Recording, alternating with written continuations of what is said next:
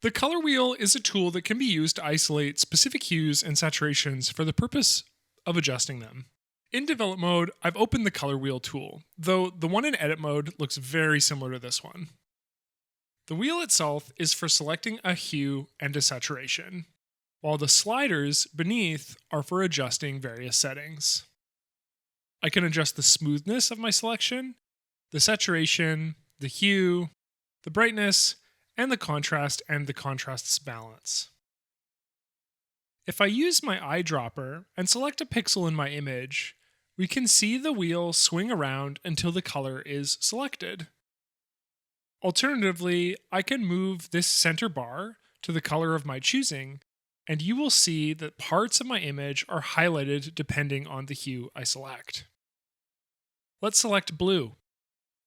These outer bars allow me to widen the spectrum considered.